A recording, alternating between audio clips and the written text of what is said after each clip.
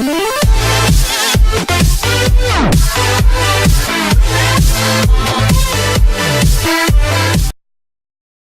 heart condition ended his college basketball career. It took transferring to discover it. On the September night that his basketball career ended, Jaylen Brantley arrived at his mother's home in Springfield, Mass., for a family dinner that seemed to have only one rule: there would be no discussion of the sport that had defined his life for 24 years. They would not talk about Brantley's obsession with basketball from the time he was a toddler. One of his first words muttered was shooting, through his rise as a high school prospect in the Boston area. They would not talk about his nomadic path through college basketball, which took him from Marshall to a junior college in Texas to Maryland and finally to UMass. This past spring, where he transferred for his final year of eligibility to be closer to home. And they certainly wouldn't talk about the news that was delivered earlier that afternoon, when a doctor at Massachusetts General Hospital told Brantley that he had hypertrophic cardiomyopathy, a condition in which heart muscles become abnormally thick and can make it difficult for the heart to pump blood. Brantley stood stone-faced as the doctor explained this would end his playing career. "I didn't know what to say," he said.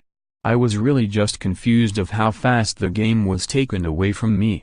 In the days after, as Brantley began to comprehend his new reality, he was grateful just to be alive.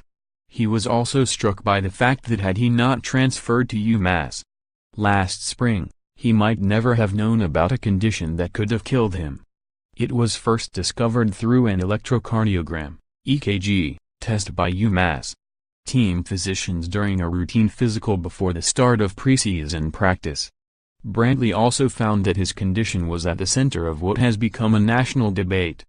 UMass's physical screening protocol requires all athletes receive an EKG test, which evaluate the electrical activity of the heart, but that is far from the norm in major college athletics.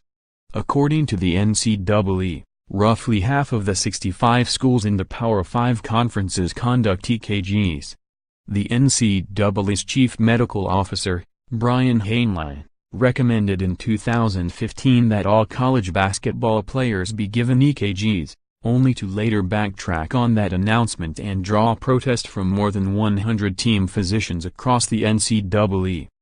Jenkins, college sports real criminals, those getting rich under the guise of amateurism. Sudden cardiac arrest among NCAA athletes has long been a simmering concern.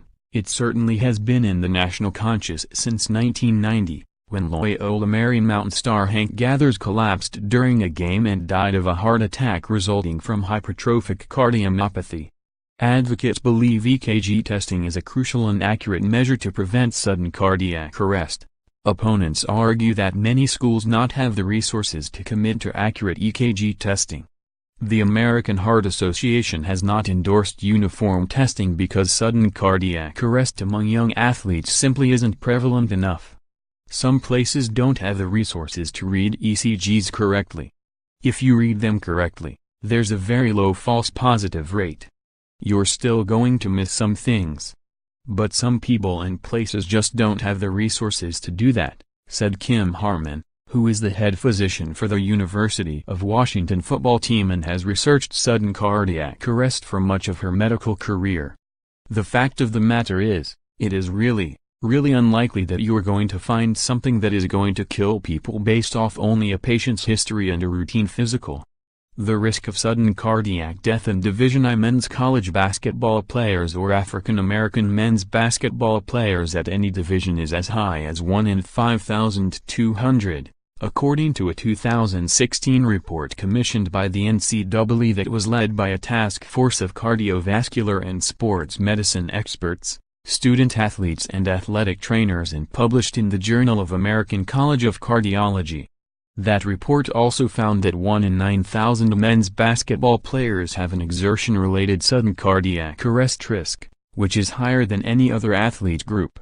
If you think it's important or you have a high-risk group, you need to do more advanced screening, Harmon said. But the report stopped short of recommending that all schools use EKGs to test athletes, underscoring the debate over the tests. Another contentious issue is the risk of false positives on EKG screening. In a statement to the Washington Post this week, Heinlein stood by the report. The NCAA believes that the pre-participation exam should be consistent with the 2016 report it commissioned, the statement read. This document provides a pathway for a comprehensive cardiac evaluation, but also recognizes that electrocardiogram screening remains an imperfect science. Brantley has educated himself more on those